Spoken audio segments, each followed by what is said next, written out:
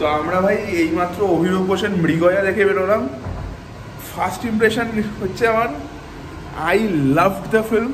আমার দারুণ লেগেছে সিনেমাটা। আমি খালি একটাই কথা বলবো ভাই, আপনারা এই সিনেমাটা দেখুন। আর ডিরেক্টর অভিরূপ ঘোষকে একটাই কথা বলবো, এটার একটা সিকুয়েল বানান। মানে I personally want a part 2। I love this film man, I love this film. আমার এইটুকু যেমন ভরে নেই, দারুণ লেগেছে। পার্ট 2 বানান প্লিজ। অলরাইট, তো আমরা এখন অভিরূপ ঘোষের মৃগয়া ছবিটা দেখে বেরোলাম। ছবিটা স্টার্টিং এ আছেন ঋত্বিক চক্রবর্তী, বিক্রম চ্যাটার্জি, অনির্বাণ চক্রবর্তী, সৌরভ দাস প্রমুখ। এই সিনেমাটা কেমন লাগলো আমি বলবো এই ভিডিওতে। Let's start. তো এক কথায় আই লাভ দ্য ফিল্ম। আমি স্টোরিটা নিয়ে কিচ্ছু বলবো না, আপনারা হলে যান, ট্রেলারে বুঝে যাবেন কি দেখানো হয়েছে। হলে যান, এনজয় করুন ছবিটা। ছবিটার পজিটিভ আর নেগেটিভের ক্ষেত্রে বলতে গেলে সবার আগে আমি পজিটিভগুলো বলে নিচ্ছি, কারণ ওটাই মেনলি আছে। প্রথম পজিটিভ হচ্ছে এই সিনেমার গল্পটা। হ্যাঁ, এক কথায় দেখতে গেলে গল্পটা কিন্তু বেসিক্যালি নর্মাল একটা গল্প, যে একটা সিরিয়াল কিলিং হচ্ছে এবং তার এগেনস্টে পুলিশ সেটার ইনভেস্টিগেশন করছে অ্যান্ড অ্যাকশন হচ্ছে, দ্যাটস ইট।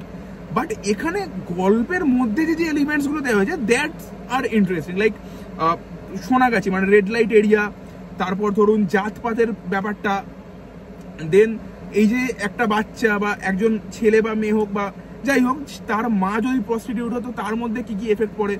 তো এই এলিমেন্টগুলো এই সিনেমাটাকে কিন্তু ইন্টারেস্টিং বানিয়ে দিয়েছে। দ্বিতীয়ত, এই সিনেমাটা হচ্ছে একটা ইনভেস্টিগেটিভ অ্যাকশন থ্রিলার।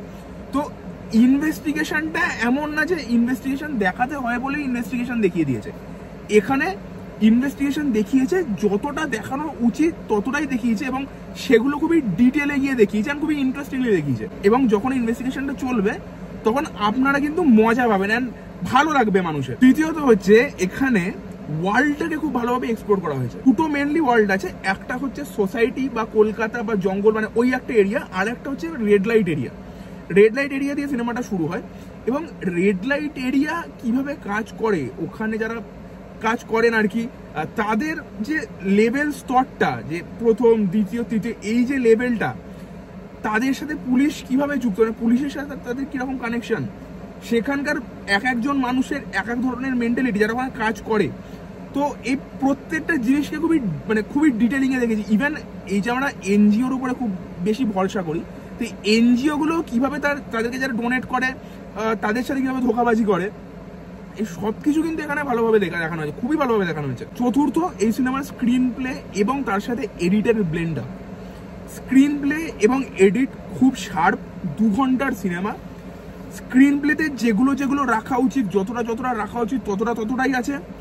এক্সট্রা কিছু নেই, আবার কম কিছুও নেই। হ্যাঁ, একটা জিনিস কম আছে, সেটা আমি নেগেটিভে বলবো। But overall screenplay is very good, এডিটও খুব ভালো। And not only the run time, যে একটা শার্প রান টাইম হবে আপনাদেরকে বোর করবে না, ওরকম কিছু না। বাট এই যে আমার ছোট রান টাইমের মধ্যে আমি প্রত্যেকটা জিনিস যেগুলো দেখছি সেগুলো ডিটেলিং নিয়ে দেখানো এবং এক্সপ্লোর করা হয়েছে। আমার মনে হচ্ছে না যে ভাই এটা তো দেখালো না। মানে খাদান যখন আমি দেখেছিলাম, খাদানও তো 2 ঘন্টা সিনেমা, 2 ঘন্টা 10 মিনিটের সিনেমা ছিল। ওখানে মানে হুটহাট করে সিনেমাটাকে কাটা হয়েছে, খুব তাড়াহুড়ো করে কাটা হয়েছে, জিনিসগুলো এক্সপ্লোর ছিল না। এখানে কিন্তু সেটা নেই। এখানে প্রত্যেকটা জিনিস, ইভেন ক্যারেক্টারদের ক্যারেক্টার আর্ক, প্রত্যেকটা জিনিস কিন্তু সিনেমাটা এক্সপ্লোর করেছে, ঘটনাগুলোকে এক্সপ্লোর করেছে। I loved it. অ্যান্ড এডিটে অ্যাকশন সিকোয়েন্স বলুন, এবার ইভেন অনেক জায়গা আছে যেখানে ট্রানজিশনগুলো খুব ভালো, মানে খুবই ভালোভাবে নেওয়া। যেমন একটা সিন আছে, একটা আয়রন ফ্যাক্টরিতে অ্যাকশন সিন স্টার্ট হচ্ছে। যেখানে অ্যাকশন সিনটা স্টার্ট হচ্ছে, ঋত্বিক চক্রবর্তী টেবিলের ওপর ভর দিয়ে একটা লাথি মারবে, ওইখানে একটা ট্রানজিশন আসবে। এরকম প্রচুর জায়গায় প্রচুর ট্রানজিশনস আছে, খুব সুন্দর কাটস আছে, যেগুলো আপনাদেরকে এক্সাইট করবে সিনেমাটা দেখার জন্য। তার সাথে সিনেমার ডায়লগস বিভৎস ভালো। মানে কমেডির পোর্শনগুলো এত ভালোভাবে লেগে, এবং কমেডিটা সিরিয়াসের সাথে যেভাবে ব্লেন্ড খেয়েছে এবং সেগুলোকে এত হিউমার করে দিয়েছে সিনগুলো, স্পেসিফিক্যালি অনির্বাণ চক্রবর্তী এবং ঋত্বিক চক্রবর্তী সিনগুলো মজা এসে যাবে। অ্যান্ড এখানে প্রত্যেকটা যে ক্যারেক্টার মানে অ্যাক্টাররা আছে না, বিক্রম চ্যাটার্জি বাদ দিয়ে স্পেসিফিক্যালি অনির্বাণ চক্রবর্তী এবং ঋত্বিক চক্রবর্তী, তাদের তো একটা ইমেজ আছে। যেমন অনির্বাণ চক্রবর্তীকে এখন আমার যেখানে দেখি মনে হয় যে আমি একেন বাবুকে দেখছি, তিনি তার ওই ইমেজটা থেকে বেরিয়ে আসতে পারেন না। এখানে তিনি সেখান থেকে বেরোতে পেরেছেন। এখানে একদম নতুন একটা অনির্বাণ চক্রবর্তীকে দেখবেন।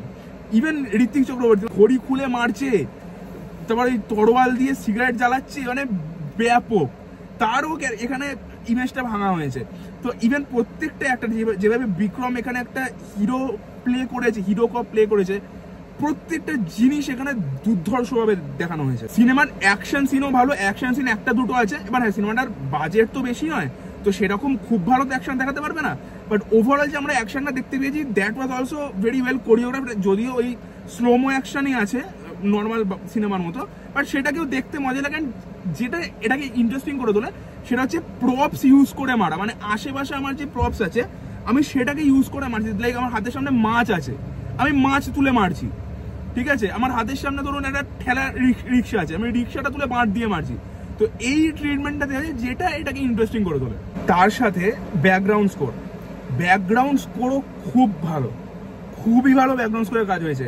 হ্যাঁ, একটা দুটো জায়গাতে মনে হচ্ছিল একটু মিসফিট, এবং প্রথম একদম বিক্রম যাদের যে এন্ট্রির অ্যাকশন সিনটায় ওখানে একটু মিসফিট লাগছিল, বাট ওভারঅল আমার ব্যাকগ্রাউন্ড স্কোরের কাজও ভালো লেগেছে, এবং কালার গ্রেডিংটা আর একটু ভালো হতে পারতো, এটা আমার মনে হয়। তার সাথে ভাই সৌরভ দাস খেয়ে নিয়েছে, তার ক্যারেক্টারটা এমনভাবে লেখা, কিছু কিছু জায়গায় তাকে খুব তুলে দিয়েছে, ঠিক আছে, খুব হাই করে দিয়েছে।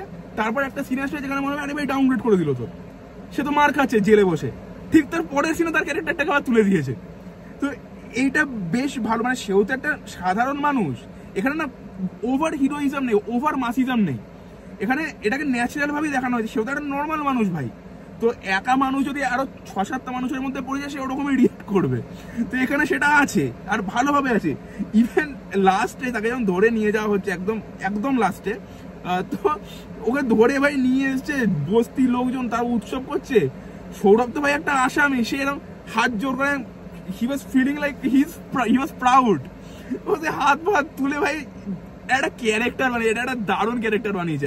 I want to see him again. তো এই ছিল সিনেমাটার পজিটিভ পয়েন্ট। এবার আমি আসবো নেগেটিভ পয়েন্ট। নেগেটিভ পয়েন্ট আমার একটাই লেগেছে, সেটা হচ্ছে মানে ধরুন প্রিয়াঙ্কা সরকারের যে ক্যারেক্টারটা, তার একটা ক্যামিও ক্যারেক্টার, বাট তার ক্যারেক্টারটা এবং তার ছেলের ব্যাকড্রপটা এই সিনেমার একটা খুব মানে ইম্পর্টেন্ট জায়গা, এবং বারবার আসে, কাজেই তাদেরকে আরেকটু টাইম দিতে হতো।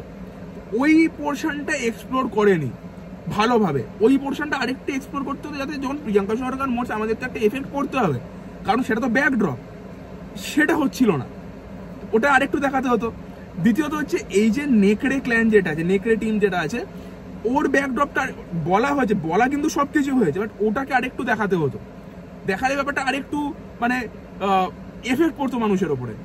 প্লাস যেটা বিক্রম যেটা দিচ্ছে ক্যারেক্টার, একটা ছোট হিন্ট দেওয়া হয়েছে যে তার ছোটবেলাটা কিরকম, বাট ওটা আরেকটু দেখিয়ে দাও। এটা তো একটা কমার্শিয়াল মাস ফিল্ম, তো এগুলো দেখানোটা খুব দরকার, কেন আমি অত মাথা খাটিয়ে ভাবতে যাবো, তাই না? সো এইগুলোই হচ্ছে এই সিনেমাটা negative point. Overall this film is a very good film, very entertaining, very enjoyable and well made. Abhirup Ghosh, hats off, I love the film. আমার রেটিং এই সিনেমাটার জন্য 8/10।